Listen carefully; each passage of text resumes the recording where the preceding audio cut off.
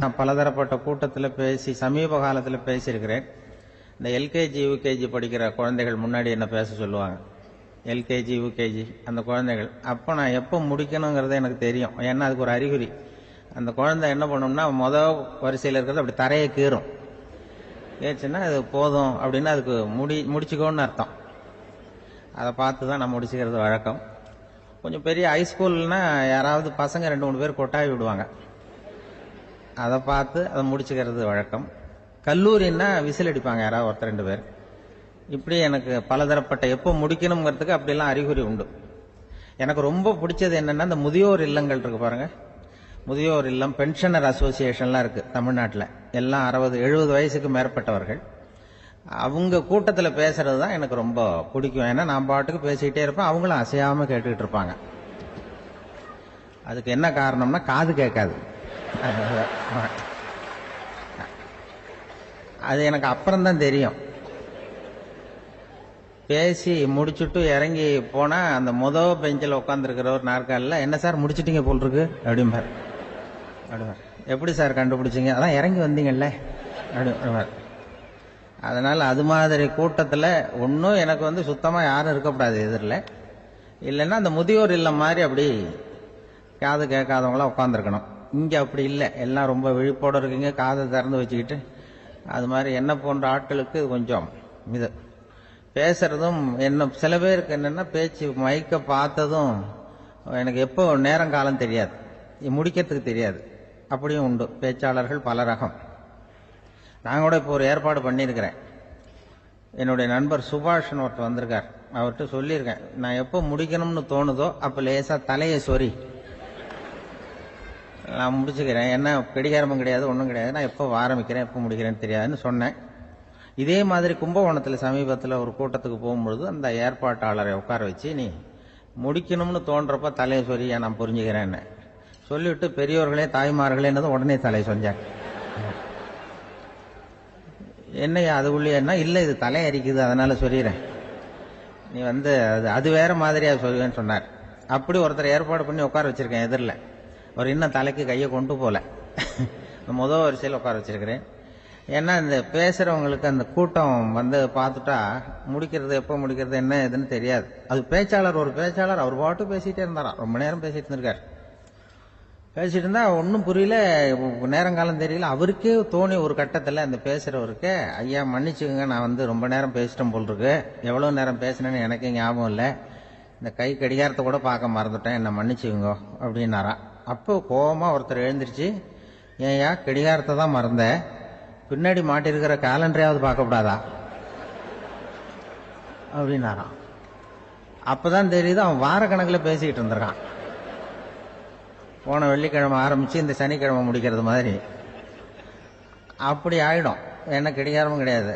அது மாதிரி பேசுற பேச்சு ஏன்னா பேசுனா என்ன சொல்லுவாங்கன்னா, எந்த பேச்சை கேட்டாலும் ஒரு தன்னம்பிக்கை வரணுமா கேட்கறவங்களுக்கு, அதுதான் நல்ல பேச்சு அப்படின்னு சொல்லுவாங்க. கேட்கறவங்களுக்கு ஒரு தன்னம்பிக்கை, வாழ்க்கையில ஒரு பிடிப்பு வரணும், தன்னம்பிக்கை வரணும். அப்படிப்பட்ட எண்ணத்துல தான் அவங்க எல்லாம் நல்ல கருத்துக்களை சொல்ல வந்திருக்கிறாங்க. அது என்னன்னா, ஒரு ஒரு ஒரு இளைஞன் எங்கெங்கயோ வேலை தேடி இருக்கான், வேலையே கிடைக்கல. உடனே ஒரு தண்டவாளத்தில் போய் தற்கொலை பண்ணி தண்டவாளத்தில் தலையை வச்சு படுத்துட்டானான். யாரும் வேலை கொடுக்கல, தண்டவாளத்தில் போய் தற்கொலை பண்ணி எடுத்து படுத்திருக்கான். அப்போ 2 பக்கமும் திரும்பி பார்க்கறான், ரயிலே வரல. என்ன தற்கொலை பண்ணா கூட ரயில் வர மாட்டேங்குது அப்படின்னு சொல்லிட்டு பார்த்துருக்கேன். அப்போ யாரோ ஒருத்தர் பேசிட்டு இருக்காரு, ஒரு திடல்ல கூட்டம், பெரியவர் பேசிட்டு இருக்காரு. நம்ம அந்த பெரியவர் போய் கொஞ்ச நேரம் அந்த கூட்டத்தையாவது கேட்டுட்டு வருவோம், நீ ரயில் வர்ற பாட்டை காணும், அப்புறம் தலையை வச்சு படுத்துக்குவோம் அப்படி நேரம் அந்த கூட்டத்துக்கு போனா ஒரு திடல்ல ஒரு பெரிய மனுஷன் பேசிட்டு இருக்காரு. தன்னம்பிக்கை, வாழ்க்கையில் இளைஞர்கள் ரொம்ப தன்னம்பிக்கையோடு இருக்கணும் அப்படி இப்படின்னு பேசிட்டு இருக்காரு. இவன் போய் உட்காந்து கேட்டான். இந்த இளைஞன் 1 மணி நேரம் கேட்டான். 2000 பேர் உட்காந்து கேட்டுக்கிட்டு இருந்தாங்க. உடனே கூட்டம் முடிஞ்சது, கூட்டம்லாம் கலைஞ்சு போச்சு.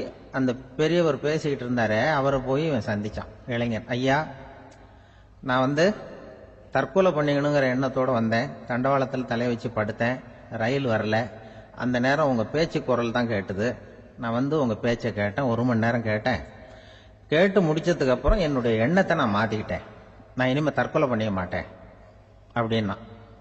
அவர் பேச்சாளருக்கு ரொம்ப பெருமை. இதுதான் ஒரு பேச்சுக்கு அடையாளம், இப்படிதான் இருக்கணும். சரி, அந்த முடிவுக்கு எப்படி நீ வந்தேன்னு கேட்டார். இப்போ உங்க பேச்சை இந்த கூட்டத்தில் எவ்வளவு பேர் கேட்டுக்கிட்டு இருந்தாங்க சார் அப்படின்னு கேட்டான். ஒரு 2000 பேர் இருக்கும்பா அப்படின்னார் அவர்.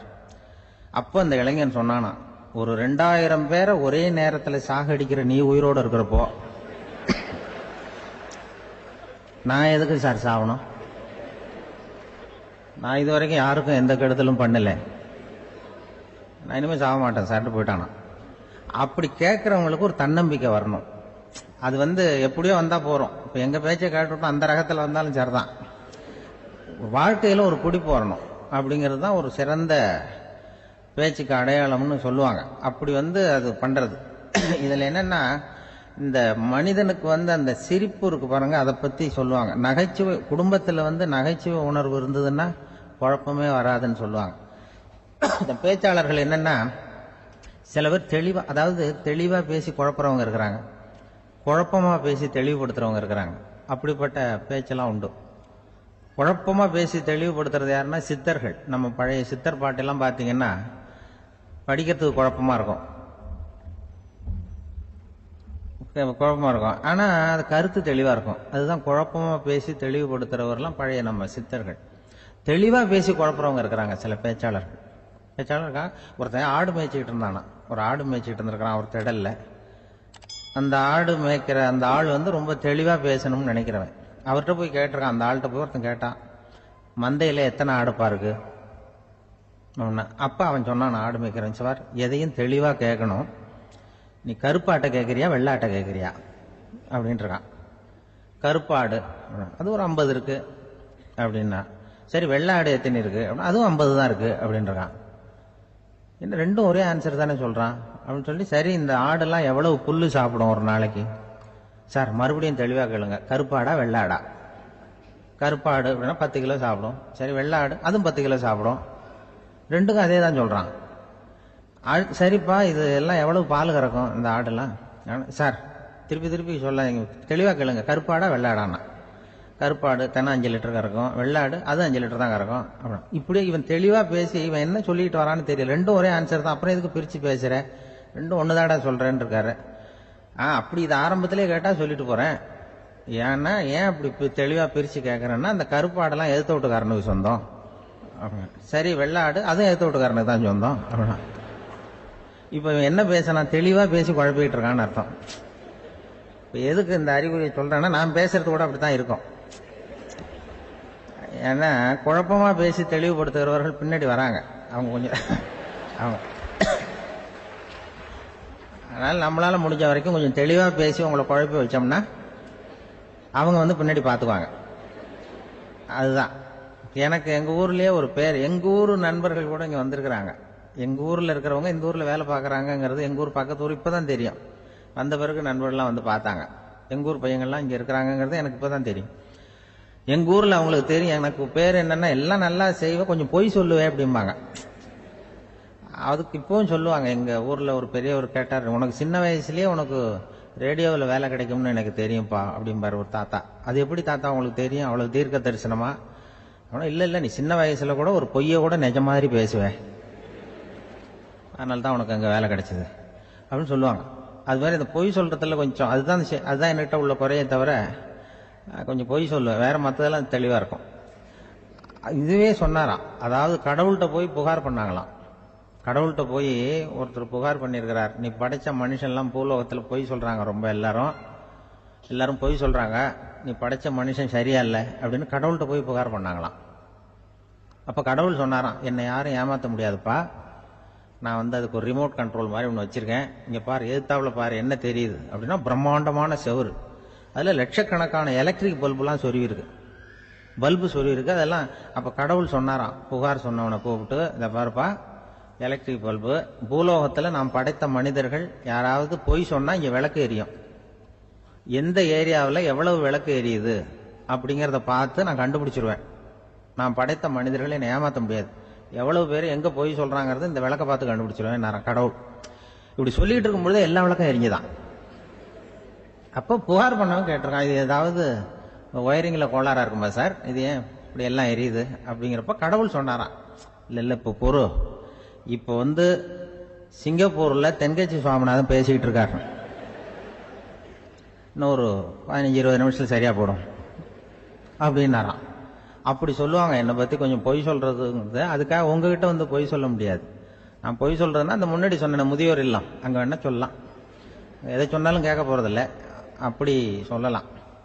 ஏன்னா இப்ப இதுல என்னன்னா, இவங்க ஐயாக்கெல்லாம் இங்க வந்ததும் பெரியவங்க எல்லாம் சொன்னாங்க, முஸ்தபா சார்லாம் சொன்னார், இங்க முன்னாடிலாம் எங்க மனிதர்கள் எந்த அளவுக்கு இப்ப ரொம்ப ஆக்கப்பூர்வமாக வளர்ந்திருக்கிறார்கள். முன்னாடிலாம் சினிமா நடிகர்களுக்கு தான் இது மாதிரி கூட்டங்கள்லாம் வரும், சினிமா சம்பந்தப்பட்டவங்களுக்கு இது மாதிரி ஏதாவது நல்ல விஷயங்களை பேசுறவங்களுக்கு கூட்டம் வர்றது ஒரு பெரிய ஆரோக்கியமான அறிகுறி, எங்களுக்கெல்லாம் ரொம்ப மகிழ்ச்சியா இருக்கு சார்னு சொன்னார். அது இப்போ அதுக்கு தான் வந்திருப்பீங்க, வேற ஒன்றும் இப்போ எங்கள் முகத்துக்காக வந்திருக்க போறீங்க, அப்படி ஒன்றும் கவர்ச்சியான முகமா அதுவும் அதனால முகத்தை பார்க்கறதுக்கு தான் வந்திருக்கிறாங்க அப்படின்னு சொல்லி. அந்த ரேடியோவில் நான் கொஞ்ச காலம் வெளியில தெரியாம இருந்தேன். அப்ப என்ன பண்ணுவாங்கன்னா, என்ன வருவாங்க எங்க ரேடியோ ஸ்டேஷனுக்கு வருவாங்க, சார் அந்த தினம் ரேடியோவில் பேசுறாரு இன்று ஒரு தகவல், அவர் முகத்தை பார்த்துட்டு போகணும் சார் அப்படின்ட்டு வருவாங்க. ஏன்னா இப்ப தொலைக்காட்சியில் வர்றதில்லை. அதுல என்னன்னா, அப்படி ஒரு தடவை வர்றவங்க அடுத்த தடவை வர்றதில்லை. அப்பதான் புரியுது, ஓஹோ அவங்க ஆள் யாருன்னு தெரிஞ்சுக்கிறதுக்கு தான் வராங்க, வேற ஒன்றும் ஒரு பெரிய கவர்ச்சி. அதனால இந்த கூட்டம் ஏதோ எங்களுடைய கவர்ச்சின்னா அவர் ஐயா சுகி சிவம் கொஞ்சம் கவர்ச்சியா தெரிகிறார், அதனால அவருக்காக வந்த கூட்டமா வேணா இருக்கலாம், வேற எனக்கு அந்த நம்பிக்கை இல்லை. ஐயா சாலவன் பாப்பாவுக்கு சுத்தமா அந்த நம்பிக்கை இருக்காது. அதனால நாங்க ஏமாந்து போட மாட்டோம், ஏதோ எங்களை பார்க்க தான் வந்திருக்கிறாங்க எல்லாரும் அப்படின்னு. என்ன அவங்களுக்கு கருத்துன்னா, நல்ல குடும்பம் நல்ல மகிழ்ச்சியாக வாழ்வது எப்படி, நல்ல குடும்பத்தை எப்படி நடத்துறது, இது மாதிரி நல்ல கருத்துக்களை ஜனங்கள்கிட்ட பரிமாறிக்கணும்னு இந்தியாவிலையும் தமிழ்நாட்டிலையும் சில நிகழ்ச்சிகளை அவங்க நடத்திட்டு இருக்கிறாங்க. ஐயா அவர்கள் கிராமப்புறங்கள்ல நகர்ப்புறங்கள்லாம் ஜனங்களை கூப்பிட்டு நல்ல விஷயத்த சொல்லுது. குடும்பம்ங்கிறது இப்போ ரொம்ப கஷ்டம். எப்படின்னா, ஒரு 600 வருஷத்துக்கு முன்னாடி மனுஷனுக்கு இருந்த நெருக்கடி இருக்கு பாருங்க, ஒரு 600 வருஷத்துக்கு முன்னாடி மனுஷனுக்கு எவ்வளவு நெருக்கடி இருந்ததோ அது போல 40 பங்கு இப்ப அதிகமாயிட்டு தான் கண்டுபிடிச்சு சொல்லியிருக்கிறாங்க. அவ்வளவு நெருக்கடிக்கு மத்தியில நாம வாழ்ந்துகிட்டு இருக்கிறோம். ஒரு 600 வருஷத்துக்கு முன்னாடி என் தலையில 1 கிலோ வச்சுக்கிட்டு நின்னேன்னு வைங்க, இப்ப 40 கிலோ வச்சுக்கிட்டு நிக்கிறேன். அப்படி ஒவ்வொரு மனுஷனுக்கும் வாழ்க்கையில நெருக்கடி அதிகமா போச்சு. இந்த நெருக்கடியில முன்னாடிலாம் யாரோ ஒருத்தர் தான் தியானம் பண்ணுவாங்க. தியானம்னா ஒருத்தர் 2 பேர் காட்டுக்கு போய் தியானம் பண்ணிட்டு இருப்பாங்க 600 வருஷத்துக்கு முன்னாடி. இப்ப வீட்டுக்கு வீடு தியானம் நடக்குது. ஏன்னா அந்த அளவுக்கு வாழ்க்கையில ஒரு நிம்மதி வேணும் அப்படின்னு சொல்லி பண்ணிட்டாங்க. அதுக்குதான் இயற்கை கொடுத்திருக்கிற ஒரு இயற்கையான வைத்தியம் தான் சிரிப்புங்கிறது. இதை பத்தி பெரியவங்க எல்லாம் இப்ப ஆராய்ச்சி பண்ணிட்டு இருக்கிறாங்க. சிரிப்புங்கிறது நாம பிறந்து ஒரு 6 மாசத்துல தான் முதல் தடவையா விவரமா சிரிக்க ஆரம்பிக்கிறோமா. நம்ம பிறந்து 6 மாசத்துக்கு, அதாவது முதல் தடவை சிரிக்க ஆரம்பிக்கிறது ஒரு 6வது வாரம், 1.5 மாசத்துல தான் குழந்தை விவரமா சிரிக்க ஆரம்பிக்குது. அப்புறம் அப்படியே சிரிக்க ஆரம்பிக்கிறோம். அதெல்லாம் இப்ப கணக்கு எடுத்திருக்கிறாங்க. ஒரு குழந்தை ஒரு நாளைக்கு 200 தடவை சிரிக்குதான் ஒரு குழந்தை. பெரியவங்க எல்லாம் 15 தடவை சிரிக்கிறாங்களாம். 200 தடவை சிரிச்சுக்கிட்டு இருந்த நாம அப்படியே குறைஞ்சு 15 ஆயிட்டு. அதனாலதான் இருதய நோயெல்லாம் வருது, ஹார்ட் அட்டாக் எல்லாம் வருதுன்னு கண்டுபிடிச்சிருக்கிறாங்க. 200 சிரிப்புக்கு அது இயல்புத்தன்மை, மனுஷனுடைய இயல்புத்தன்மை சிரிக்கிறது. அதுக்கு ஜோக்கே தேவைப்படாது. ஆனா இப்ப காலங்காலமா நாம என்ன போதிக்கப்பட்டு வந்திருக்கிறோம்னா, சிரிப்புங்கிறது ஒரு பாவமான செயல். ஒரு முதலாளிக்கு முன்னாடி தொழிலாளி சிரிச்சா மரியாதை குறைச்சல், ஒரு கணவனுக்கு முன்னாடி மனைவி சிரிச்சா மரியாதை குறைச்சல், அது மாதிரி ஒரு வாத்தியாருக்கு முன்னாடி பையன் சிரிச்சா மரியாதை குறைச்சல், ஒரு ஆபீசருக்கு முன்னாடி பியூனு சிரிச்சா மரியாதை குறைச்சல், இப்படின்னு சொல்லி சிரிப்புங்கிறது ஏதோ மரியாதை குறைவான செயல்னு காலங்காலமா நாம போதிக்கப்பட்டு வந்திருக்கிறோம். இப்ப மரபு ரீதியாவே அந்த சிரிப்பு நம்மகிட்ட சிறைப்பட்டு இருக்குதான், அடங்கி போச்சு. அந்த சிறைப்பட்டு இருக்கிற சிரிப்பை வெளியில கொண்டு வர்றதுக்கு தான் ஜோக்குன்னு ஒரு சாவியை போட வேண்டியிருக்கு. வேற இந்த ஜோக்குக்கும் சிரிப்புக்கும் சம்பந்தம் இல்லை. அதை ஏற்கனவே இருக்கிறத வெளில கொண்டு வரதுக்கு ஒரு சாவி மாதிரி உபயோகப்படுதுன்னு இப்ப அதை பத்தி ஆராய்ச்சி பண்றவங்க எல்லாம் சொல்றாங்க. ஏன்னா சிரிப்புக்கு ஜோக்கு தேவைப்படாது. ஒரு குழந்தை தொட்டில படுத்திருக்குன்னு வைங்களேன், குழந்தை தொட்டில இருக்கு, அது முகத்துக்கிட்ட போய் ஒரு கிளுகிழுப்பை ஆட்டுங்க சிரிக்கும். அந்த கிளுகிழுப்ப சத்தமே சிரிக்க வைக்கிறதுல அதுதான் மனுஷனுடைய இயல்புத்தன்மை. அது என்ன ஜோக்காது, சத்தம். ஒரு கிளுகிழுப்பை கொண்டு போய் குழந்தை முகத்துக்கிட்ட ஆட்டினா சிரிக்குதே, அதுதான் இயல்புத்தன்மை. அதே கிளுகிழுப்பை ஒரு தாத்தா மூஞ்சிக்கிட்ட ஆட்டுங்க, கோவம் வந்துடும், அடிக்க வருவார், என்னடா விளையாட்டு இது அப்படிமாரு. ஏன்னா அவர் சிரிச்சுக்கிட்டு இருந்தவர், அப்படி இருந்தவர் ஒரு காலத்துல. ஒரு கிளுகிழுப்புக்கு சிரிச்சவர் ஒரு காலத்துல இப்ப கோவப்படுறாருன்னா அந்த அளவுக்கு நம்ம மாறி போயிட்டே வந்துகிட்டு இருக்கிறோம். அதனால அந்த இயல்பு தன்மை மாறாம இருக்கணுங்கிறது ரொம்ப முக்கியம். அதுக்காக எல்லாரையும் குழந்தையாக்க முடியாது. மனுஷன் எல்லாரும் இனிமே வயசுங்கிறது கூட ஆகிட்டே தான் இருக்கும். அதுக்காக குறைச்சிக்கிட்டே போக முடியாது. அதுக்கு யாராவது மருந்து கண்டுபிடிச்சாதான் உண்டு. ஆனா ஒருத்தர் மருந்து கண்டுபிடிச்சாராம், சொல்லுவாங்க. ஒரு டாக்டர் ஒரு மாத்திரை கண்டுபிடிச்சாராம். ஒரு மாத்திரை சாப்பிட்டா ஒரு வயசு குறையும், ஒரு மாத்திரை சாப்பிட்டா ஒரு வயசு குறையும் அப்படின்னு ஒரு மாத்திரையை கண்டுபிடிச்சிருக்காரு. ஒரு பாட்டி அம்மா, 90 வயசு பாட்டி, அது போயிருக்கு. அதே டாக்டர்கிட்ட போய், ஐயா எனக்கு ஒரு பாட்டில் மாத்திரை கொடுங்க, இந்த வயசு குறையிற மாத்திரை அப்படின்றது. அவர் ஒரு பாட்டில் கொடுத்தாரு மாத்திரை. பாருமா பாட்டியம்மா, ஒரு மாத்திரை சாப்பிட்டா ஒரு வயசு குறையும், எடுத்துட்டு போகணும்னு கொடுத்துருக்காரு டாக்டர். இந்த 90 வயசு பாட்டி எடுத்துட்டு வீட்டுக்கு வந்துட்டு மறுநாள் அதே டாக்டர் கிட்ட போயிருக்கு. 30 வயசு பொண்ணா போச்சான். 30 வயசு பொண்ணா மாறி அதே டாக்டர் கிட்ட போயிருக்கு. இடுப்புல ஒரு கை குழந்தை, அது சட்டை கட்ட போடாம கட்டவரில் வாயில வச்சுட்டு உட்காந்துருக்கு. நேராக டாக்டர்கிட்ட போய், டாக்டர் நேற்று வந்தேன், ஏதோ ஒரு மாத்திரை சாப்பிட்டா ஒரு வயசு குறையும், நீங்க நான் ஏதோ ஒரு ஆர்வத்தில் ஒரு 30-40 மாத்திரை சாப்பிட்டேன், இப்படி ஆயிட்டேன் அப்படின்னு. இப்போ டாக்டர் சொல்லியிருக்காரு, இதுக்கு ஏமா வருத்தப்படுற, எல்லாரும் வயசு குறையணும்னு தான் நினைக்கிறாங்க, உனக்கு வயசு குறைஞ்சிட்டுது, நீ சந்தோஷப்படு, இதுக்கே மறுபடியும் என்னட்ட வந்திருக்கிற அப்படின்னாரான் டாக்டர். அப்ப அந்த அம்மா சொல்லிச்சேன், என்னை பத்தி பரவாயில்ல டாக்டர், என் இடுப்புல பாருங்க கை குழந்தை, இது சட்டை கிட்ட போடாம உட்காந்துருக்கு, கட்டவரில் வாயில வச்சுட்டு உட்காந்துருக்கு, இது ரொம்ப ஆர்வத்துல ஒரு 70 மாத்திரையை சாப்பிட்டு விட்டுது, இது என் வீட்டுக்காரரு. இவர் இடுப்பு விட்டு கீழே இறங்க மாட்டேங்கிறார். நான் எதையாவது கொடுத்து இனிமேதான் வயசை கூட்டி இறக்கி விடுவேன் டாக்டர் அப்படின்னு தான். அவர் ஏதோ நமக்கும் இதுக்கும் சம்பந்தம் இல்லைங்கிறது மாதிரி கட்டாரில் வச்சுட்டு அவர் பாட்டு உட்காந்துருக்காரு. ஏதோ நமக்கு இந்த உலகமே இல்லை, நமக்கு சம்பந்தம் இல்லைங்கிற மாதிரி உட்காந்துருக்காரு. இப்படியே நான் தூக்கிட்டு எங்க அலையிறது அப்படின்னு தான். அதனால வயசை குறைக்கிறது இயற்கைக்கு விரோதமா நாம பண்ண முடியாது. ஆனா இந்த இயல்பு தன்மை மாறாம வச்சுக்கலாம். குழந்தை மாதிரி மாற முடியாதே தவிர அந்த குழந்தை தன்மையோட வாழறதுக்கு கத்துக்கணும். அதுதான் வாழ்க்கையில இன்பமாக வாழறதுக்கு வழி. குழந்தை தனமா இருக்கக்கூடாது, குழந்தை தன்மையோட இருக்கணும்னு சொல்லுவாங்க. குழந்தை தன்மைங்கிறது வேற, குழந்தை தனம்ங்கிறது வேற. அப்படி ஒரு மாத்திரை கண்டுபிடிச்சிட்டா இப்ப யாராவது ஒருத்தவங்க இடுப்புல குழந்தைய தூக்கிட்டு போனா போய் கேட்கணும், ஏமா இது ஏன் வீட்டுக்காரரா உன் குழந்தையா அப்படின்னு கேட்டு அதுக்கப்புறம் அவருக்கு வணக்கம் சொல்லணும். இப்படிலாம் ஆயிடும் நிலைமை. இயற்கையை நம்ம மாற்ற முடியாது, அதுக்கு தகுந்தாப்புல தான் நாம பண்ணணும். குழந்தை தன்மையோட வாழறதுக்கு குடும்பத்துல குழந்தை தன்மைங்கிறது எப்படின்னா, இப்போ ஒரு சில பேருக்கு அந்த குழந்தை தன்மை உண்டு.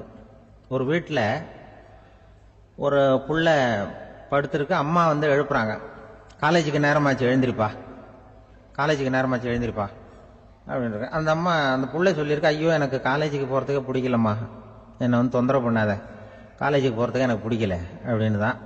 அப்ப அந்த அம்மா சொல்லியிருக்கு, ஏன் உனக்கு காலேஜுக்கு போறதுக்கு பிடிக்கல, கல்லூரிக்கு போறதுக்கு, அதுக்கு 2 காரணம் சொல்லு அப்படின்னு இருக்க. அப்ப அந்த புள்ள சொல்லிச்சான், ஏன் பிடிக்கலன்னா, கல்லூரியில் இருக்கிற வாத்தியாருக்கும் என்ன பிடிக்க மாட்டேங்குது, ஆசிரியர்களுக்கும்.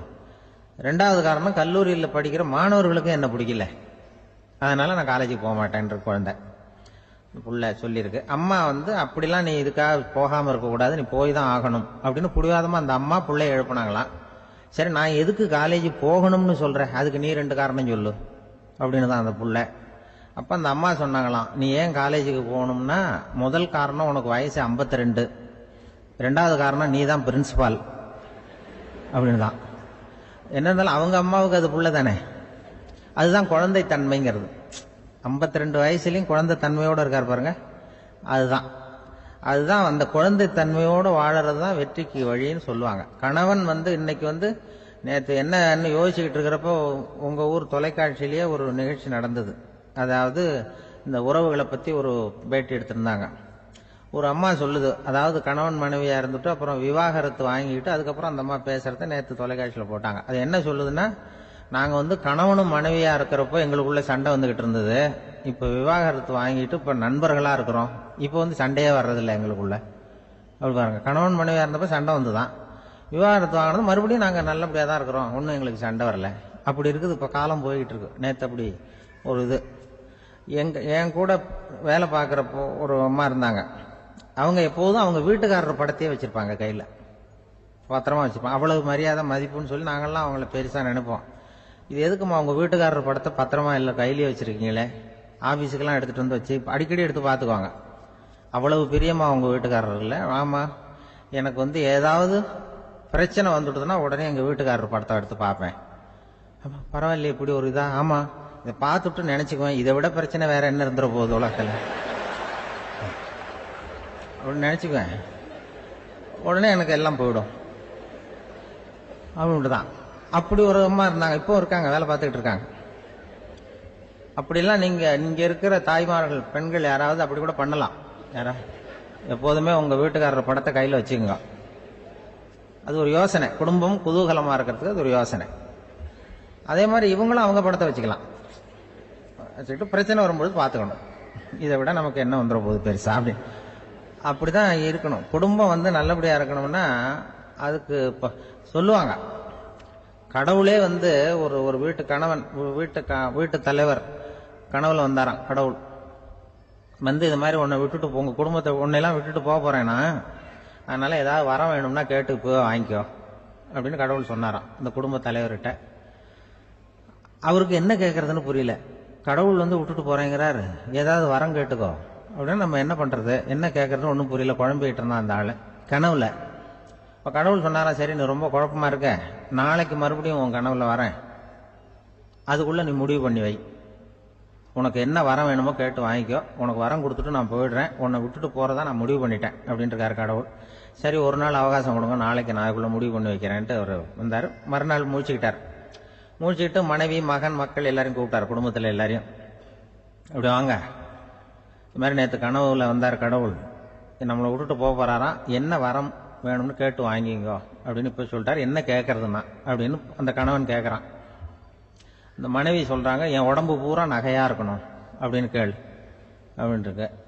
அதுக்குள்ள அந்த ஒரு பொண்ணு ஓடி வந்து, அப்படிலாம் கேட்காதப்பா கடவுள்கிட்ட, இப்ப இருக்கிற சொத்து எவ்வளவு இருக்கோ அது போல இன்னொரு பங்கு வேணும்னு கேள் அப்படின்னு. அந்த பையன் வந்து அவன் வேற சொன்னான், அவன் அது நமக்கு வந்து இது போல ஒரு 10 பங்காவது வேணும், 2 பங்களா கார் வேணும் அப்படின்னு அவன் ஒரு லிஸ்ட்டை கொடுத்தான். இவர் என்ன கேட்கறதுன்னு முடிவு பண்றதுக்குள்ள அங்க வேலை செய்யற அம்மா, ஒரு வயசான அம்மா வந்திருக்கு, வேலை செய்யற அம்மா. அது வந்து சொல்லிச்சான் இவர்கிட்ட, தப்பாரு கடவுள்கிட்ட அப்படிலாம் கேட்காதப்பா, நாளைக்கு வரும்பொழுது என்ன வரம் வேணும்னா எங்க குடும்பத்துல எல்லாரும் அன்பா இருக்கணும், பாசமா இருக்கணும்னு கேட்டு வாங்கிக்கோ வரத்தை. அன்பு பாசம் குடும்பத்துல எப்போதும் நிலவணும்னு கேட்டு வாங்கிக்கோ, வேற எல்லாம் நம்ம பார்த்துக்கலாம்னு இந்த பெரியம்மா சொல்லிச்சான். மறுநாள் அதே மாதிரி படுத்து தூங்கினாரு. கடவுள் கனவுல வந்தார். வந்து கேட்கும்பொழுது இவர் சொன்னாராம், ஐயா எனக்கு வந்து எங்க குடும்பத்துல நாங்க கணவன் மனைவி புள்ள குட்டி எல்லாம் பாசமா இருக்கணும், அன்பா இருக்கணும், இதுதான் எங்களுக்கு வரம் வேணும் அப்படின்னு கேட்டாராம். இவர் கேட்டதும் கடவுள் வந்து தலையை சொரிய ஆரம்பிச்சுட்டாராம். ஏன் என்ன யோசிக்கிறீங்கன்னு கேட்டிருக்காரு. நீங்க அன்பா பிரியமா இருந்தீங்கன்னா அப்புறம் ஏன் நான் உங்களை விட்டுட்டு போக போறேன், நான் ஏற்கனவே இல்லைங்கிறதுனால தான் உங்களை விட்டு போகலாம்னு முடிவு பண்ணியிருந்தேன். இப்போ நீங்க ஏற்கனவே பாசமா இருந்தீங்கன்னா நான் இனிமேல் போக மாட்டேன், அதனால ஏன் முடிவும் மாத்திக்க வேண்டியதுதான், உங்க கூட தான் இருக்க போறேன்னாராம். இப்படி ஒரு கதை சொல்லுவாங்க. அதனால ஒரு குடும்பத்துல அந்தந்த உறவு முறைகள் சரியா இருக்கிற வரைக்கும் எல்லாம் நல்லா இருக்கும். அங்கதான் இறைவன் வாழும் இல்லம்ங்கிறாங்களே, அதுதான் அது. அதுல அந்த குடும்ப தலைவர்ங்கிறவர் கணவன் அப்படிங்கிறதுனால அவருக்கு தான் பொறுப்பு. அவருக்கு நிறைய சகிப்புத்தன்மை வேணும், கோபம் வரக்கூடாது, யார் என்ன சொன்னாலும் போகணும். சில கணவன்மார்கள் வந்து எது சொன்னாலும் மனைவி வந்து தட்டுறதில்லை. அங்க போனா போவாங்க, எதுக்கு போக சொல்றேன்னு கேட்கறதில்ல, போறது, இங்க வான்னா வர்றது. திருவள்ளுவர் மனைவி இருந்தாருன்னு சொல்றாங்கல்ல, அது மாதிரி. அது எப்படின்னா ஒருத்தர் சொன்னார், அது அப்படி இல்லை, அதுக்கு ஒரு கதை சொன்னார். ஹிட்லர் வந்து வந்தாராம் ஒரு தடவை, ஒரு பெரிய கப்பல் மேல, கப்பலுடைய மேல் தளத்துல ஹிட்லர் வந்துகிட்டு இருக்காரு.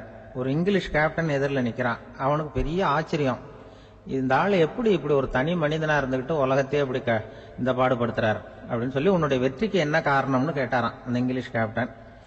இப்ப ஹிட்லர் சொன்னாராம், என்னுடைய வெற்றிக்கு காரணம் என்கிட்ட வேலை செய்யற ஊழியர்கள், நான் கிழிச்ச கோட்டை தாண்ட மாட்டாங்க, நான் என்ன சொல்றேனோ அதை உடனே செய்வாங்க, ஏன் எதுக்குன்னு எதிர்த்து பேச மாட்டாங்க, அதுதான் என்னுடைய வெற்றிக்கு காரணம் அப்படின்னு சொல்லி அதை நிரூபிச்சு காட்டுறேன் பார் அப்படின்னு சொல்லி கையை தட்டினாராம் ஹிட்லர்.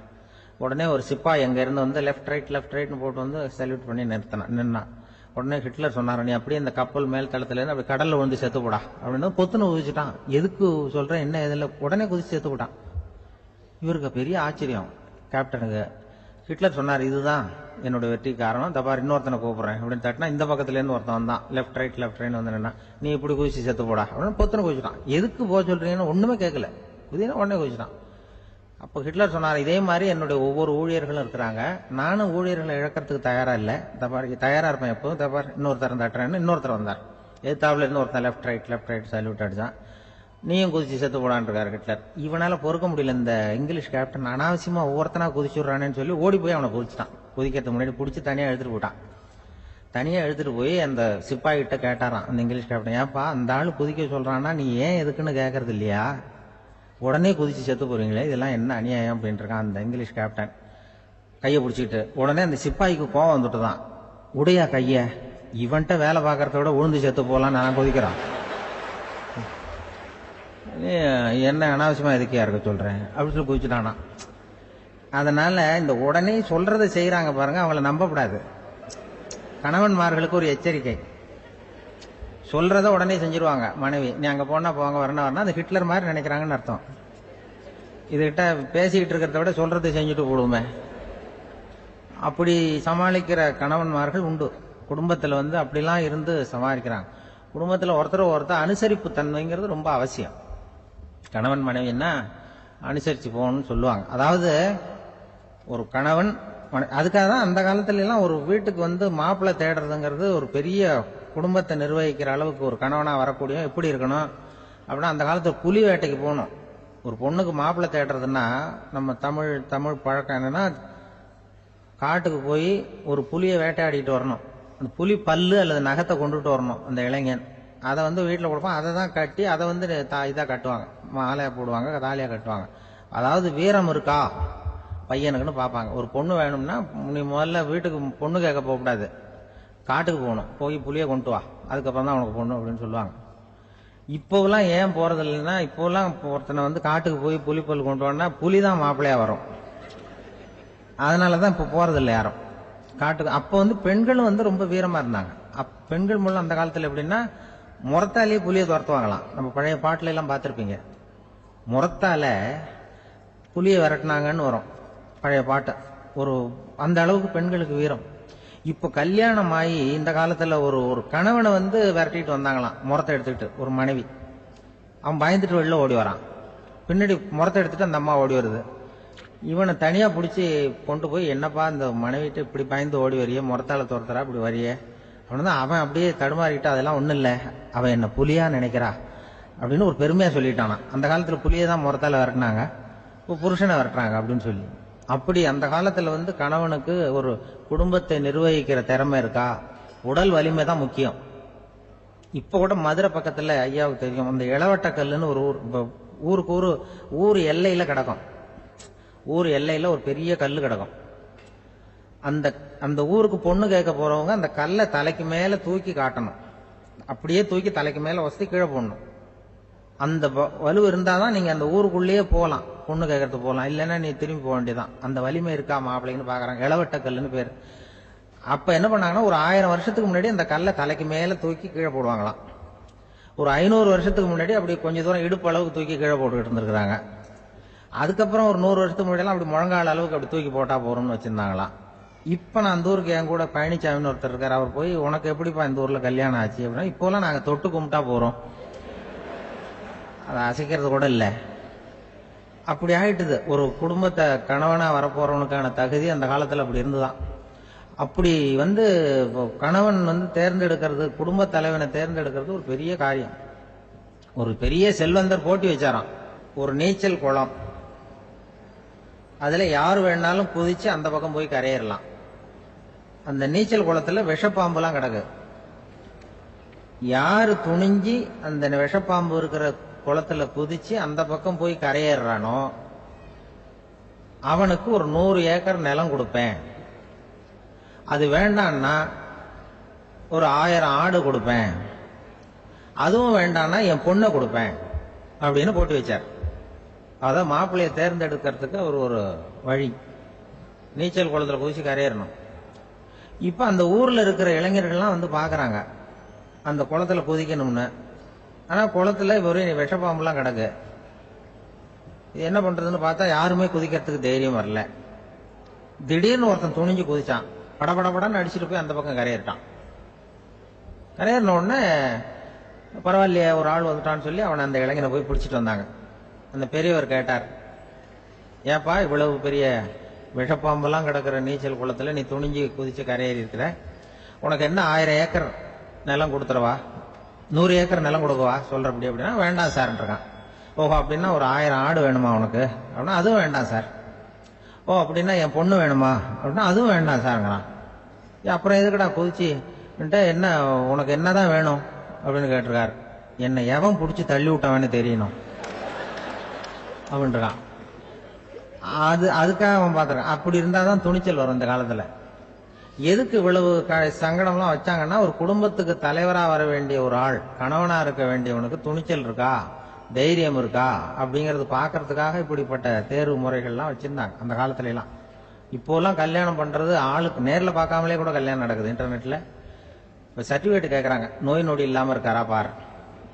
காட்டுக்கெல்லாம் போக வேண்டாம், நேரம் ஆஸ்பத்திரிக்கு போய் ஒரு சர்டிபிகேட் வாங்கிட்டு வா, உனக்கு ஒன்றும் வியாதி இல்லைன்னு ப்ரூவ் பண்ணு, அதுக்கப்புறம் பார்த்துக்கலாம், மற்றதை பேசுவோம் அப்படின்னு சொல்லி அப்படி இருக்குது நிலைமை. அதனால குடும்பத்தில் அந்த கணவனா இருக்கிற வேண்டியவனுக்கு பொறுப்பு அதிகம். ஏன்னா எல்லாத்தையும் அனுசரித்து போக வேண்டியதான் வந்தான். அப்படிதான் இருக்குது. அந்த கணவன் மனைவிக்குள்ள விட்டு கொடுக்கறது அதெல்லாம் பத்தி நிறைய எல்லாரும் ஏற்கனவே நம்ம புலவர்கள்லாம் பாடியிருக்காங்க. எல்லாரும் சொல்லுவாங்க, ஒரு கணவன் ஒரு குழந்தை பிறந்துதான் ஒரு வீட்டில், அந்த குழந்தைக்கு என்ன பேர் வைக்கிறதுங்கிறது ஒரு தகராறு.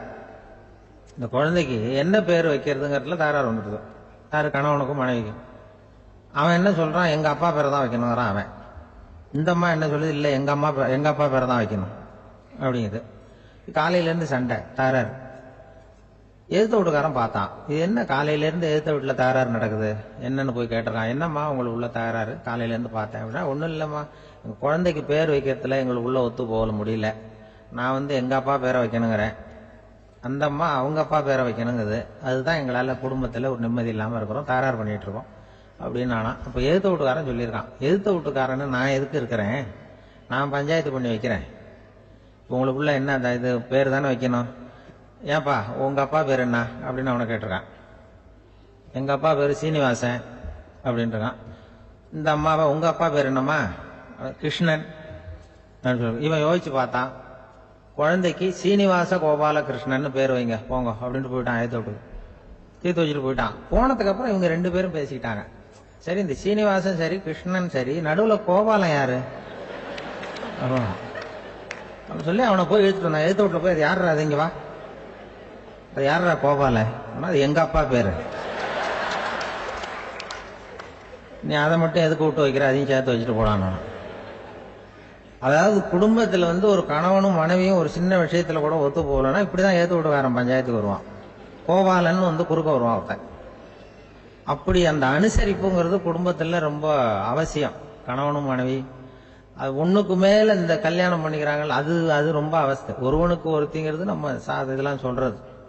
ஒன்றுக்கு மேற்பட்ட திருமணங்கள் சங்கடத்துல தான் கொண்டு விடும். நிறைய சொல்லுவாங்க. உலகத்திலேயே ஒரு பெரிய இது என்ன தெரியுங்களா, இயற்கை நிர்ணயம் பண்ணுது. இப்போ நம்ம சில பேருக்கு எனக்கு பொம்பளை பிள்ளை வேண்டாம், ஆம்பளை பிள்ளை வேண்டாம்னு சொல்லி இந்த ஸ்கேன் பண்ணி என்னென்னவோ பண்ணிட்டு இருக்கிறாங்கல்ல. ஆனா இயற்கை அந்த 50-50 ரேஷியோவை அது மெயின்டைன் பண்ணிட்டு இருக்கு. இந்த உலகத்துல ஒரு அதிசயமான உண்மை என்னன்னா, 116 ஆம்பளை பிள்ளை பிறந்தா 100 பொம்பளை பிள்ளை பிறகுதான். உலக அளவுல 116 ஆம்பளை பிள்ளை பிறந்தா 100 பொம்பளை பிள்ளை பிறகுது. இது எதுக்கு 16 அதிகமா பிறகுதுன்னா, அந்த வாலிப வயசு அடையறதுக்குள்ள 16 செத்து போகுது. 16 அங்கங்க ஓடுறது, கொஞ்சம் முரட்டத்தனமா போறதுனால செத்து போகுது. அந்த 50-50 இந்த ஒருத்தருக்கு ஒருத்தங்கிற ரேஷியோவை இயற்கை மெயின்டைன் பண்ணிட்டு இருக்கு. அது ஒரு பெரிய அதிசயம். அதை விட பெரிய அதிசயம் என்னன்னா, இந்த உலக யுத்தம் நடந்தது இல்ல, முதல் உலக யுத்தம், 2வது யுத்தம், அப்ப பாத்துருக்காங்க, கணக்கு எடுத்திருக்கிறாங்க. அந்த யுத்தம் முடிஞ்ச பிறகு 116 ஆம்பளை பிள்ளைக்கு பதிலாக 160 170 பிறக்க ஆரம்பிச்சுதான். 100 பெண் குழந்தைக்கு 170 180 ஆண் குழந்தை. இது எதுக்குன்னா, அந்த போர்ல செத்து போகுதுல ஆம்பளை பிள்ளைகள், அதை ஈடுகட்டுறதுக்காக அதிகமா பிறக்க ஆரம்பிச்சிருக்கு. அந்த அளவுக்கு இயற்கை ஒரு பெரிய ரேஷியோவை மெயின்டைன் பண்ணுது. அதாவது ஒருவனுக்கு ஒருத்திங்கிறத அது சொல்லிட்டு இருக்கு. புறாவெல்லாம் வளர்த்தீங்க, நான் கூட புறா வளர்த்துருக்கிறேன் ஊர்ல. புறா வளர்த்தீங்கன்னா ஒரு தடவைக்கு 2 முட்டை தான் விடும் ஒரு வீட்டுக்கு. அந்த 2 முட்டையும் குஞ்சு பறிச்சுன்னா அதுல ஒண்ணு ஆணா இருக்கும், ஒண்ணு பொண்ணா இருக்கும். அது எந்த முட்டை ஆண் எந்த முட்டை பெண்ணுங்கிறத இயற்கை நிர்ணயம் பண்ணுது. அதை நம்ம மாற்றவே முடியாது. ரெண்டையும் அந்த பெண்ணாவோ 2 ஆணாவோ மாற்ற முடியாது நம்ம. அதனால அந்த இயற்கையை புரிஞ்சுக்கிட்டு நாம நடந்துக்கணும். அதனாலதான் ஒரு கணவன் ஒரு மனைவி, அதான் ஒருத்தருக்கு ஒருத்தங்கிறது. ஒண்ணுக்கு மேலனா சங்கடம் தான். ஒரு பஸ்ல ரெண்டு பெண்கள் வந்துகிட்டு இருந்தாங்களாம், பஸ் பிரயாணம். 2 பெண்கள் பக்கத்து பக்கத்துல உட்காந்துருக்காங்க. அந்த கண்டக்டரை கூப்பிட்டுருக்காங்க, வாயா அப்படின்னு அந்த ஒரு அம்மா கூப்பிட்டுருக்கு. என்னம்மா அப்படின்ட்டு இருக்கார். வந்து இந்த ஜன்னலை திறந்து விட்டு போ அப்படின்னு. சரின்னு பக்கத்தில் இருந்த ஜன்னலை திறந்து விட்டு அவர் போயிட்டார். பக்கத்தில் இருந்தாமா உடனே இங்கே வாயா மறுபடியும் வாயான்னு கூப்பிட்டுருக்கு. வந்து என்ன இந்த ஜன்னலை மூடிவிட்டு போ அப்படின்ட்டு மூடிவிட்டு போனார். மறுபடியும் அந்த முன்னாடி கூப்பிட்டது வாமா வாயா வாயான்னு மறுபடியும் கண்டக்டரை கூப்பிட்டு என்ன இந்த பார் இந்த ஜன்னலை வந்து நீ மூடி வச்சின்னா நான் மூச்சு திணறி செத்து போடுவேன். அப்புறம் உடனே பக்கத்தில் இருந்தம்மா தபாரியா அந்த அம்மா பேச்சை கேட்டுட்டு நீ திறந்து வச்சின்னா நான் குளிர் தாங்காமல் செத்து போடுவேன் அப்படின்னு அவர் தலையை பிச்சுக்கிறார் கண்டக்டர். என்னடா பெரிய ரொம்ப போச்சேன்னு கொஞ்சம் தூரம் பிரயாணம் இதில் கூட அட்ஜஸ்ட் பண்ணி போகக்கூடாதா அப்படின்னு. அப்போ அந்த பஸ்ஸில் பின்னாடி ஒருத்தன் கடைசி சீட்டில் வெயில் தாங்காமல் சட்டையெல்லாம் கட்டி போட்டுட்டு ஒரு கிராமத்து ஆள் பீடி குடிச்சிட்டு வரான். அவர் கூப்பிட்ருக்கான் அந்த ஆள் அந்த கண்டக்டர் இங்கே வாயா அங்கே என்ன தகராறு அப்படின்னு. அந்த எதிர்த்து வீட்டுக்காரன் வந்தானே முன்னாடி பஞ்சாயத்துக்கு அது மாதிரி கண்டக்டர் இங்கே வாயா ஏன் நீ என்ன சொல்ல போற அப்படின்ட்டு வந்திருக்கான். சட்டையெல்லாம் கட்டி போட்டு பீடி குடிக்கிறோம் பீடி புகையை ஊதி விட்டு அங்கே என்ன தகராறு அப்படின்னு கேட்டிருக்கான். ஒன்றும் இல்லையா அந்த அம்மா வந்து ஜன்னலை திறந்தா செத்து போவேங்கிறது, இந்த அம்மா ஜன்னலை மூடுனா செத்து போவேங்கிறது, நான் என்னையா பண்ணுறது ஒரு ஆள் இதுக்கு ஏன் கவலைப்படுறேன் நான் சொல்கிறத கேள்வி நான் தீர்த்து வைக்கிறேன் பிரச்சனையை அப்படின்னு சொல்லிட்டு பீடியை எடுத்துக்கிட்டு புகையை ஊதிவிட்டு சொன்னானா கொஞ்ச நேரம் அந்த ஜன்னலை மூடி வை அந்த அம்மா செத்து போவோம், அப்புறம் திறந்து வை இந்த அம்மா செத்து போவோம், நாம நிம்மதியாக போகலாம் அப்படின்னு சொல்லிட்டு பீடி குடிக்க ஆரம்பிச்சிட்டான். அவருக்கு கோவம் வந்துட்டுது கண்டக்டருக்கு. நீ உனக்கு என்ன நீ பாட்டுக்கு சொல்லிட்டு கொடுவ அந்த ரெண்டு அம்மாவும் செத்து போச்சுன்னா அவங்க வீட்டுக்காரனுக்கெல்லாம் யார் பதில் சொல்றது அப்படின்னா கவலையே படாத ரெண்டு பேருக்கும் நான் தான் வீட்டுக்காரன். அதனாலதான் அந்த யோசனையை சொன்னேன் அவங்ககிட்ட. அப்புறம் இதுதான் இந்த ஒண்ணுக்கு மேல போச்சுன்னா அது இயற்கைக்கு விரோதம், இப்படிலாம் ஆகும். அதனாலதான் அவன் அவ்வளவு ஒண்ணுமே வேண்டான்ட்டு கடைசி பெஞ்சதுல போய் சீட்ல உட்காந்துக்கிட்டான். அப்படி அது இயற்கையை புரிஞ்சுக்கிட்டு வாழணுங்கிறது முக்கியம். குடும்பத்துல வந்து கணவனுடைய பங்கு என்ன மனைவனுடைய பங்கு குழந்தை குட்டிகள்லாம் சொல்லுவாங்க. அப்படி இருக்கணும். கணவன்கிறவனுக்கு நிறைய சகிப்புத்தன்மை தேவைப்படுது. மனித நேயம்ங்கிறத பத்தி சொல்லுவாங்க. மனித நேயம் ஏன்னா ஒரு கணவன் கணவனா இருக்கணும், மனைவி மனைவியா இருக்கணும். ஒரு மனுஷன் வந்து இன்னைக்கு வந்து மனிதன் மனிதனாக இல்லை, மனித நேயம் குறைஞ்சி போச்சு, இது குடும்ப உறவுகள்லாம் ரொம்ப மாறி போச்சுன்னு சொல்ல. இப்ப நாகரிகத்தில் அப்படிதான் இருக்குது. ஒரு இதுல ஒருத்தன் என்ன பண்ணியிருக்கான், ஒரு சின்ன பையனை கொண்டு வந்தானா. ஒரு சின்ன பையன் பக்கத்தில் இருக்கான். ஒரு பெரியவர் கேட்டிருக்காரு யாருப்பா அந்த பையன் அப்படின்னு கேட்டிருக்காரு. இவன் சொன்னானா இந்த பையன் எனக்கு தூரத்து உறவு, எனக்கு தூரத்து உறவுன்னு இருக்கான். சரி தூரத்து உறவுன்னா எப்படி அப்படின்னு கேட்டிருக்கான். இந்த பையன் எங்க அப்பாவுக்கு 8வது புள்ள அப்படின்னு நானா. கூட பிறந்தவனே அவ்வளவு தூரமா போயிட்டான், 8வதா பிறந்தான். அப்படி இருக்கு குடும்ப உறவுகள்ங்கிறது. மனுஷனுக்கு வந்து வேல்யூ விஞ்ஞானம் எப்படி போட்டிருக்குன்னா ஒரு மனித உடம்புல இருக்கிற கால்சியத்தை மட்டும் தனியாக எடுத்தா ஒரு சின்ன ரூமுக்கு வெள்ளை அடிக்கலாமா. ஒரு மனுஷ உடம்புல இருக்கிற பாஸ்பரஸை மட்டும் தனியாக எடுத்தா ஒரு 40 நெருப்பு வச்சு தயார் பண்ணலாம். ஒரு மனுஷ உடம்புல இருக்கிற இந்த கொழுப்பு சத்தை மட்டும் தனியாக எடுத்தா ஒரு 7 சோப்பு கட்டி தயார் பண்ணலாம். அது மாதிரி ஒரு மனுஷ உடம்புல இருக்கிற இரும்பு சத்தை மட்டும் தனியாக எடுத்தா ஒரு 2 அங்குல அணி 2 செய்யலாம். இவ்வளவுக்கு விலை போட்டா 42 ரூபா 50 காசு. இதுதான் மனுஷனுக்கு விஞ்ஞானம் போட்டிருக்கிற விலை. அது எப்போ அது ஒசரும்னா அவன் மனுஷனா இருக்கிற வரைக்கும் இருக்கு பிறப்பா. அதுவும் செத்து போனா அதுவும் கிடையாது, செத்து போனா அதுவும் குறைஞ்சிரும். மிருகங்களுக்கெல்லாம் அப்படி இல்லை, செத்ததுக்கு அப்புறம் விலை கூடும். அங்கெல்லாம் எல்லா ஊர்லயும் பாத்தீங்கன்னா உயிர் கோழி 50 ரூபா, உரிச்ச கோழி 60 ரூபான்னு போட்டிருக்கோம். செத்ததுக்கு அப்புறம் 10 ரூபா அதிகம். மனுஷன் வந்து நீ உயிர் மனுஷன் 42 ரூபா 50 காசு, செத்ததுக்கு அப்புறம் 52 ரூபான்னா நீயே வச்சுக்கிடாது எனக்கு எது கண்டு போடு. அவன் வந்து எப்போ அவனுக்கு வேல்யூ கூடும்னா மனிதன் மனிதனாக வாழும்பொழுதுதான் வேல்யூ கூடும். குடும்பத்துல வந்து அந்த அந்த பாசத்தோட வாழணும்னு கடவுள்கிட்ட கேட்டு சொன்னாங்களே அதுதான். இந்த சமூகம்ங்கிறதும் ஒரு பெரிய குடும்பம் தான். அதனாலதான் இந்த நாட்டுக்குள்ள பெருமையை எல்லாரும் ஒற்றுமையா இருந்தா எதையும் சாதிக்கலாம்ங்கிறது தான் இந்த நாட்டுக்குள்ள பெருமை. அப்படி நிரூபிச்சோம். அதனால சமூகம்ங்கிறதும் ஒரு குடும்பம் மாதிரி இருக்கிறது தான் பெருசு. சில இதெல்லாம் இப்போ ஜாதி மத வேறுபாடெல்லாம் வந்து நம்முடைய முன்னேற்றத்தை வந்து தடுக்கும். விலங்குகள் வந்து நம்மளோட மேலானது. அதான் ஒரு ஊர்ல ஒரு சிவன் கோயில் இருந்துதான். சிவன் கோயில்ல அந்த புறாவெல்லாம் வளர்ந்துகிட்டு இருந்திருக்கு. இந்த மாடத்துல, சிவன் கோயில் மாடத்துல புறாவெல்லாம் குடியிருந்திருக்கு. உடனே அதுக்கு கும்பாபிஷேகம் பண்றதுக்காக ஊர்ல திட்டம் போட்டாங்க. சிவன் கோயிலுக்கு வெள்ளடிக்க ஆரம்பிச்சாங்க. வர்ணம் பூச ஆரம்பிச்சதும் அதுக்கு சாரம் கட்டுவாங்கல்ல, இந்த குச்சியெல்லாம் வச்சு சாரம் கட்டுவாங்க. உடனே இந்த புறாவெல்லாம் என்ன பண்ணிச்சான், இனிமேல் நம்ம இங்கே வெள்ளை அடிக்கிறாங்க, கும்பாபிஷேகம் வருது, நம்ம இங்கே குடியிருக்க முடியாது, எதிர்த்தாப்புல எங்கே போகலான்னு பார்த்துருக்கு. இந்த உயரம் கோபுரத்தில் இருந்த புறாவெல்லாம் எதிர்த்தாப்புல ஒரு மாதா கோயில் இருந்திருக்கு, சர்ச்சு. அங்கே சில மாடங்களில் புறாவெல்லாம் இருக்குது, சில மாடம் இருக்குது. உடனே நம்மளாம் அங்கே போடும் கொஞ்சம் காலத்துக்குன்னு எல்லாம் புறப்பட்டு இந்த மாதா கோயிலுக்கு போயிடுது. அங்கே போனால் அங்கே இருக்கிற புறாவோடு சேர்ந்து இதுவும் குடியிருந்துட்டு இருக்கு. கொஞ்ச நாள் என்னாச்சு, அங்கே கிறிஸ்மஸ் வந்துட்டுது. கிறிஸ்மஸ் வந்தது சரி, இங்கேயும் வெள்ளை அடிக்க ஆரம்பிக்கிறாங்க. நம்ம மறுபடியும் எங்கடா போகிறதுன்னு பார்த்தா அங்கே இருக்கிற புறாவோட சேர்ந்து இதுவும் சேர்ந்து நேராக ஒரு பள்ளிவாசல் இருந்தது. எதுக்கு அங்கே இருக்கிற மாடத்தில் போய் அங்கே குடியேறிட்டுது எல்லாம். அங்கே போனால் அங்கே ரமலான் மாதம் வந்து ரம்ஜானுக்காக அதையும் புதுப்பிக்க ஆரம்பித்தாங்க. இது என்ன பண்ணுறதுன்னு சொல்லி இந்த 3 செட்டு புறாவும் சேர்ந்து என்ன பண்ணிச்சு, எங்கே போகலான்னு பார்த்தா மறுபடியும் அதுக்குள்ளே இந்த சிவன் கோயிலில் கும்பாபிஷேகம் முடிஞ்சு போச்சான், முடிஞ்சிருக்கு. அங்கே போடுவோம் எல்லாரும் சொல்லி எல்லா புறாவும் அந்த சிவன் கோயிலுக்கு வந்துடுது. அங்கே போய் மாடத்தில் குடியிருந்துட்டுது. அப்போ திடீர்னு ஒரு நாள் பார்த்தா ஒரே கலவரம் பூமியில் எல்லாம் ஒருத்தன் அருவாளை தூக்கிட்டு நிற்கிறான், குச்சி எடுத்து ஒருத்தனை சுட்டுக்கிறான், ஒரே கலவரம், சத்தம், ஒரே மத கலவரம் வந்துட்டுது ஊரில்.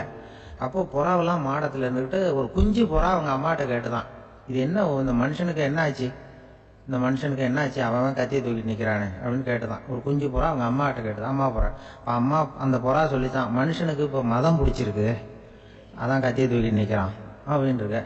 இப்போ நமக்கெல்லாம் பிடிக்கலையே அப்படின்னு தான். அப்போ அந்த புறா சொல்லித்தான், அந்த பாருமா, நாம் வந்து இந்த சிவன் கோயிலில் இருந்தாலும் நமக்கு புறான்னு தான் பேர், இந்த மாதா கோயிலுக்கு போனாலும் நமக்கு புறான்னு தான் பேர், பள்ளிவாசலுக்கு போனாலும் நமக்கு புறான்னு தான் பேர். ஆனால் மனுஷன் அப்படி இல்லை. அவன் இங்கே இருக்கிற வரைக்கும் இந்துன்னு சொல்லுவான், அங்கே மாதா கோயில் இருந்தான்னா கிறிஸ்தவன்னு சொல்லுவான், பள்ளிவாசல் இருந்தான்னா முஸ்லீம்னு சொல்லுவான். அப்போ குஞ்சு புறா அது என்ன இப்படி பண்ணுறாங்க மனுஷங்க, இப்போ அவங்கள விட நம்ம வசதி போல் இருக்க, நம்ம தேவலாம் போல் இருக்க அப்படின்னு தான் அந்த குஞ்சு புறா. அப்போ அந்த தாய் புறா சொல்லிச்சான், உண்மைதான், அதனால தான் நம்ம மேலான இடத்துல இருக்கிறோம், அவன் கீழே நிற்கிறான் இன்னமும் அப்படின்னு சொல்லிச்சான். இதுதான் அந்த குடும்பம்ங்கிறது, சமுதாயம்ங்கிறது ஒரு பெரிய குடும்பம். அது இந்த புறாகிட்டேருந்து மனுஷன் கற்றுக்க வேண்டியிருக்கு. அப்படி இருக்குது இன்றைக்கி மனுஷனுடைய நிலைமை. அதை வந்து புரிஞ்சுக்கணும். அப்படி தான் ஒவ்வொரு இதுலேயும் நாம் வந்து நடந்து கொள்ள வேண்டியிருக்குது. மிருகங்கள்டேருந்து கற்றுக்கிற வாய்ப்பெல்லாம் இருக்குது. அப்படி சொல்லுவாங்க. அந்த இதில் வந்து நம்ம குடும்பத்தில் வந்து என்னென்னா, இப்போ இந்த பிள்ளைகளை பற்றி சொல்லுவாங்க. இப்போ ராமர் லட்சுமணர் கதை சொல்லுவாங்க. அதாவது ராமரும் பரதனும் பந்து விளையாடிக்கிட்டு இருந்தாங்களாம் சின்ன வயசில் பந்து விளையாடிட்டு இருந்தாங்களாம். உடனே ராமர் வந்தாராம், வந்து கோசலை அவங்க அம்மா கோசலை மடியில் சோர்ந்து போய் உட்காந்தாராம். சந்தோஷமாக வந்து உட்காந்துருக்காரு. அப்போ அந்த கோசலை அம்மா கேட்டாங்களாம், ஏன்பா அப்படி இவ்வளவு சந்தோஷமாக இருக்கியே, என்ன காரணம் அப்படின்னு கேட்டிருக்காரு. அப்படின்னு அந்த அம்மா கேட்டிருக்கு. ராமன் சொன்னான்னா, இது என் தம்பியோட நான் பந்து விளையாண்டுக்கிட்டு இருந்தேன், பரதன், அவன் வந்து ஜெயிச்சுட்டான், நான் தோத்துட்டேன், என்னை வந்து அவன் ஜெயிச்சுட்டான், அவனுடைய வெற்றி வந்து எனக்கு சந்தோஷமாக இருக்குது, தம்பியோட வெற்றி, அதனால் நான் சந்தோஷமாக இருக்கேன்னு சொல்லியிருக்கு. அந்த அம்மாவுக்கு ரொம்ப சந்தோஷம், தம்பி ஜெயிக்கிறாங்கிறத பற்றி அண்ணன் வந்து சந்தோஷப்படுறானே அப்படின்னு. கொஞ்ச நேரத்தில் பரதன் வந்திருக்கான். அவன் சோர்ந்து போய் கலங்கி போய் வந்து அதே அம்மா மடியில் உட்காந்துருக்கான். நீ தான் ஜெயிச்சுட்டியாமே, நீ என்னத்துக்கு வருத்தப்பட்டுட்டு வர அப்படின்னு கேட்டிருக்கேன் அந்த அம்மா. அப்போ பரதன் சொன்னானா, நான் ஜெயிக்கணுங்கிறதுக்காக அண்ணன் விட்டு கொடுத்தாரு, தோத்துட்டாரு, அதனால எனக்கு வருத்தமாக இருக்குது, உண்மையில் அவர் தான் ஜெயிச்சிருக்க வேண்டியது, எனக்காக விட்டு கொடுத்தாரு, அதனால நான் வருத்தப்படுறேன்னா. அப்போ அந்த அம்மா சொல்லித்தான், இப்படி தான் தம்பியினுடைய வெற்றி அண்ணனை சந்தோஷப்படுத்துது, அண்ணனுடைய தோல்வி வந்து தம்பியை வருத்தப்பட வைக்குது, இப்படி தான் இருக்கணும் அண்ணன் தம்பின்னா, அப்படி தான் குடும்பத்திலையும் இருக்கணும்னு சொல்லி அந்த அம்மா சொன்னதாக சொல்லுவாங்க ராமாயண கதை. அதே போல் இதில் வரும், நபிகள் நாயகத்தினுடைய பேரர்கள் பாத்திமாவனுடைய பிள்ளைகள் 2 பேர், ஹசன் ஹுசைன் 2 பேர் நபிகள் நாயகத்தினுடைய பேரன்மார்கள். அன்னை பாத்திமாவனுடைய குழந்தைகள். ஹசனும் ஹுசைனும் பேசிக்கிறதே இல்லையா கொஞ்ச நாள். இந்த அம்மாவுக்கு அதை பார்க்குறாங்க, ஏதோ அண்ணன் தம்பிக்குள்ளே ஏதோ தகராறு போல் இருக்கு, ஏன் பேசிக்க மாட்டேங்கிறாங்க அப்படின்னு சொல்லி அந்த பிள்ளைகளை கூப்பிட்டு வச்சு அந்த அம்மா புத்தி சொல்லிச்சான். பாருப்பா, நீ வந்து அண்ணன் தம்பிக்குள்ளே இது மாதிரி இருக்கக்கூடாது, உங்கள் பாட்டனார் ஒரு புத்திமதி சொல்லியிருக்காரு, உனக்கு தெரியுமா, ஒரு முஸ்லீம் இன்னொரு முஸ்லீமோடு 3 நாட்களுக்கு மேல் பேசாமல் இருந்தால் அது அவனை கொலை செய்வதற்கு ஒப்பாகும் அப்படின்னு நபிகள் நாயகம் சொல்லியிருக்கார், தெரியுமா உனக்குன்னு அந்த அம்மா சொல்லிச்சான். அப்போ அந்த தம்பிக்காரர் சொன்னாராம், ஹுசைன் சொல்லியிருக்கார், அதுவும் எனக்கு தெரியும், அதே தாத்தா பாட்டனார் என்ன சொல்லியிருக்காருன்னா, அந்த 2 பேரில் யார் முதல்ல சலாம் சொல்கிறாங்களோ, யார் முதல்ல முன்னாடி பேசுகிறாங்களோ அவங்களுக்கு சொர்க்கம் கிடைக்கும், இறைவனுடைய ஆசி கிடைக்கும்னு சொல்லியிருக்கிறார். அந்த ஆசி அண்ணனுக்கு கிடைக்கட்டுமேங்கிறதுக்காக நான் பேசாம இருக்கிறேன் அப்படின்னா. அந்த ராமனும் பரதனும் எப்படி இருந்தாங்களோ அப்படிதான் ஹசனும் ஹுசைனும் இருந்திருக்கிறார்கள். அந்த பாசம் தான் குடும்பத்தில் வேணும். குடும்பத்தில் அண்ணன் தம்பி எப்படி நடந்துக்கணும், அம்மா பிள்ளை எப்படி நடக்கணும் அப்படிங்கிறது தான். ஏன்னா தாய் அம்மாவுக்கு எப்போதுமே பிள்ளைங்கள் அம்மா பக்கம் தான் இருக்கும். அம்மா பிள்ளைங்க தான் அதிகம். இதில் ஒரு பெரிய நீதிபதி இருந்தார் சென்னையில், உண்மையாக நடந்தது. சென்னையில் ரொம்ப காலத்துக்கு முன்னாடி காந்தி இருந்த காலத்தில் சென்னையில் ஒரு நீதிபதி, அவர் ஒரு நாள் கோர்ட்லாம் விட்டு ரொம்ப கஷ்டப்பட்டு ராத்திரி சும்மா போய் உடனே வீட்டுக்கு வரல. கோர்ட்டினுடைய நடவடிக்கை முடிஞ்சு வீட்டுக்கு வராமல் போய் எங்கெங்கேயோ போய் சுற்றி விட்டு அந்த நண்பர்களோடு அப்படியே உல்லாசமாக அப்படியே கொண்டாடி விட்டு நடுராத்திரிக்கு வந்திருக்கிறாரு வீட்டுக்கு 1 மணிக்கு. அப்போ அந்த வயசான அம்மா வாசல்லையே காத்துக்கிட்டு இருக்கு. உள்ளே போச்சு நீதிபதி இன்னும் வந்து சேரலேன்னு வாசல்லையே நின்றுட்டு இருந்துதான். அப்போ அது வந்த உடனே பலார்னு அரைஞ்சு விட்டாங்களாம் அந்த அம்மா. ஏன்டா அவ்வளோ தூரம் எங்கே போனேன், என்னதான் நீதிபதியாக இருந்தாலும் அவங்களுக்கு உள்ள தானே, பலார்னு அரைஞ்சு விட்டாங்க. உடனே அவர் கலங்கி போய் அழுதாராம். மறுநாள் கேட்டிருக்காங்க அந்த பக்கத்தில் இருந்தவங்க, ஏன் நீ பெரிய நீதிபதி, பெரிய பதவியில் இருக்க, அதனால உன்னை அவங்க அம்மா அடிச்சிட்டாங்கன்னு அழுதியா அப்படின்னு கேட்டாங்களாம்.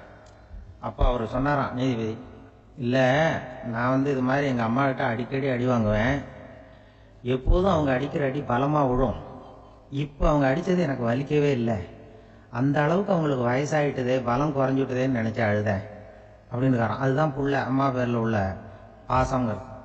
இதே போல் நான் சொன்னது மாதிரி முன்னாடி இவர் ஒரு இறைநேச செல்வர் ஒருத்தர் இருந்தார். ஒரு அம்மா எனக்கு அப்பா தண்ணி கொடுப்பா அப்படின்றது படுக்கையில் இருந்த அம்மா. இவர் ஏதோ படிச்சுக்கிட்டு இருந்தவர், ஒரு சின்ன இளைஞர் உடனே ஓடி போய் ஒரு குவளையில் தண்ணி எடுத்துகிட்டு போய் அம்மாவுக்கு முன்னாடி நிற்கிறார். முன்னா அந்த அம்மா அதுக்குள்ளே தூங்கி போச்சு. இவர் அந்த தண்ணியை வச்சுக்கிட்டு அவர் பாட்டு நிற்கிறார். விடிஞ்சு போச்சு. விடிகிற சமயத்தில் அந்த அம்மா முடிச்சு பார்க்குது, பையன் தண்ணியோட கையில் வச்சுட்டு நிற்கிறார். ஏம்மா என்னப்பா நீ ராத்திரி பூரா தண்ணியோட நின்றுட்டு இருக்கிறியா எனக்கா அப்படின்னு. அப்பா அவர் சொன்னாராம், ஆமாம்மா ராத்திரி தண்ணி தாகமாக இருக்குன்னு கேட்டீங்க, உடனே தண்ணி கொண்டு வந்துட்டேன். ஓடி வந்து பார்க்கும்பொழுது நீங்கள் தூங்கிக்கிட்டு இருந்தீங்க. தூங்கிட்டு இருக்கும்பொழுது உங்களை எழுப்ப வேண்டாம், தூக்கத்தை கெடுக்க வேண்டாம்னு நான் நினைச்சேன், அதனால் எழுப்பலை. தூக்கம் முழிக்கிற சமயத்தில் உடனே தாகமாக இருக்கும், தண்ணி குடிக்கணும்னு ஆசைப்படுவீங்க, அதனால தண்ணியை பக்கத்திலே வச்சுட்டு நிற்கிறேன் அப்படின்னு அந்த இளைஞர் சொன்னாராம். அப்படியே கட்டி பிடிச்சிட்டு நீ பிற்காலத்தில் பெரிய அறிஞராக வருவேன்னு சொல்லி அந்த அம்மா வரணும்னு சொல்லி இறைவனை வேண்டாங்களாம். அவர் தான் இஸ்லாமிய மார்க்கத்தில், தீன் மார்க்கத்தில் பெரிய ஆளானது. அதாவது ஷர்புதீன் யாஹ்யான்னு ஒருத்தர், ஒரு பெரிய இஸ்லாமிய பேரறிஞராக வந்தார். இப்படி அம்மா பேரில் பாசமாக உள்ளவங்கலாம் இருந்தாங்க நிறைய. அப்படி அந்த குடும்பத்தில் அந்த பாசம் நேசம் எவ்வளவு இருக்கோ அவ்வளவுக்கு அவர்கள் உயர்வார்கள்ங்கிறது தான் நம்முடைய பெரிய இதெல்லாம் பெரியவங்கெல்லாம் சொல்லியிருக்கிறது அதுதான். அதனால தான் அந்த கணவனுடைய பங்கு என்ன, மனைவியினுடைய பங்கு என்ன, பிள்ளைகளுடைய பங்கு என்னங்கிறத பற்றி ரொம்ப விவரமாக சொல்கிறதுக்காக தான் அதை பற்றி நாம் சிந்திக்க வேண்டிய நேரம் இதுங்கிறதுனால தான். கணவனுக்கு இது வந்துடக்கூடாது, அதாவது கோபம் வரக்கூடாது, நிதானம் வேணும் அப்படின்லாம் சொல்லுவாங்க. நிதானம், கணவன் கோபப்படக்கூடாதுமா. அதுக்கு நாங்கள் மனுஷனுக்கு சினம் தவிர்த்தல்னு பயிற்சியெல்லாம் கொடுக்குறாங்க. இப்போது மனுஷன் கோவப்படாமல் இருக்கணும், போகணும் வரணும், அதுக்கு சொல்லுவோம் நாங்கள். சும்மா கதை ரூபமாக சொல்கிறது. அங்கே வேதாத்திரி மகரிஷின்னு இருக்காரு, அவர் இதில் சினம் தவிர்த்தல்னு பயிற்சியை கொடுப்பாங்க. குடும்ப தலைவர்கள் பெரியவங்கள்லாம் அந்த பயிற்சியை எடுத்துக்கணும். என்ன கூப்பிட்டாங்க ஒரு தரம், சினம் தவிர்த்தல்னு ஒரு பயிற்சி கொடுக்குறோம், அதில் நீ பேசுனாங்க. நான் சொன்னேன், நான் பயிற்சிக்கு வேணா வரேன், என்னை பேச வேண்டாம் சார், நான் பயிற்சி கற்றுக்கிறேன். இல்லை நீ அதெல்லாம் பயிற்சி நாங்கள் கொடுக்குறோம், நீ உனக்கு என்ன தெரியுமோ சொல்லு, மனுஷன் கோவப்படாமல் இருக்கணும், அதுக்கு ஏதாவது வழி சொல்லிட்டு போ அப்படின்னு கூப்பிட்டாங்க. சரின்ட்டு போனேன். அங்கே போய் நான் சொன்னேன், இது மாதிரி எனக்கு தெரிஞ்சது ஒரு கதை மாதிரி சொன்னேன். மீனம்பாக்கம் ஏர்போர்ட், அங்கே ஜப்பானுக்கு போக வேண்டிய ஒரு பிரயாணி லக்கேஜோடு நிற்கிறார் நிறையா. இதை வாங்கி பிளேனில் ஏற்றக்கூடிய ஒரு தொழிலாளி அவர்கிட்ட ஒரு சண்டை போடுறார், அடிக்க போகிறார், திட்டுறாரு, கண்ணாமண்ணு திட்டுறார். அவர் இதை ஒருத்தர் பார்த்துக்கிட்டே இருக்கார். அந்த சினம் தவிர்த்தல் பயிற்சி கொடுக்குற பேராசிரியர் ஒருத்தர் பார்த்துக்கிட்டே இருக்கார். இது எப்படி இவன் இந்த ஆள் அவ்வளவு கோபமாக அடிக்க போகிறான், திட்டுறான் அந்த பெரிய மனுஷன், இவர் பதிலுக்கு அவர் திட்டவே இல்லையே. அந்த தொழிலாளி சிரிச்சுக்கிட்டே சரி சார் அப்படின்னுட்டே இருக்கான். இவர் லக்கேஜை வாங்கி பிளேனில் ஏற்றுற தொழிலாளி இப்போ கண்ணாமண்ணு அடிக்க போகிறான், திட்டுறான், முகம் செவந்து போச்சு. இவருக்கு என்ன ஆச்சரியம்னா, இந்த ஆள் இவ்வளவு கோவப்படுறான், அதை வாங்கி அந்த தொழிலாளி கொஞ்சம் கூட முகத்தில் கோபமே படலையே, சிரிச்ச முகத்தோடு இருக்கானே, இவன் நமக்கு பயிற்சி வகுப்பு எடுக்கலாம் போல இருக்க அப்படின்னு இவர் நினச்சிட்டார். ரொம்ப நேரம் அவர் கத்திக்கிட்டு இருந்தார். சரி சார்ன்ட்டு அதை வாங்கிட்டு அவர் போயிட்டார். போனதுக்கு அப்புறம் அவர் இந்த ஆளு அப்புறம் பிளேன் வந்தது, ஏறி அவர் போயிட்டார், ஜப்பானுக்கு போயிட்டார். அதுக்கப்புறம் இந்த சினம் தவிர்த்தல் பேராசிரியர் ஓடி போய் அந்த தொழிலாளியை பிடிச்சி கொண்டு வந்தார். இந்த பாருப்பா, நான் வந்து காலையிலேருந்து பார்த்துக்கிட்டு இருக்கேன், அந்த ஆள் உன்னை அடிக்க வந்தான், திட்ட வந்தான், இவ்வளவு கோவப்படுறான், உனக்கு பதிலுக்கு நீ கோவமே படலையே, உனக்கு கோவமே வராதா, அது எப்படி நீ சினம் தவிர்க்கிறது, எப்படி உனக்கு கோவமே வரலையா அப்படின்னு கேட்டிருக்காரு. அப்போ அந்த தொழிலாளி சொன்னாராம், அப்படி இல்லை சார், மனுஷன்னு பிறந்தா கோவம் படாமல் இருக்க முடியாது, எல்லாருக்கும் கோவம் வரும், அது அவங்கவுங்க வழியில் டீல் பண்ணுவாங்க, நான் அதை என் வழியில் டீல் பண்ணேன், அவ்வளோதான். அப்போ அவர் திட்டும் பொழுது உனக்கு கோபம் வந்தது தானே? வந்தது சார். அப்போ அது எப்படி டீல் பண்ணேன்னு கேட்டிருக்காரு. அப்போ இவன் சொன்னான், நான் ஒன்றும் இல்லை சார், அந்த அந்த பிரயாணி வந்து இப்போ ஜப்பானுக்கு போயிட்டுருக்கார், அவர் லக்கேஜெலாம் அமெரிக்கா போயிட்டுருக்கு,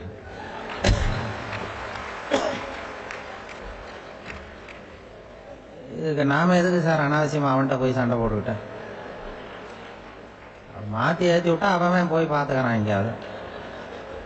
அதுதான் நான் சினம் தவிர்க்கிற வழி அப்படின்னு சொன்னாரான்.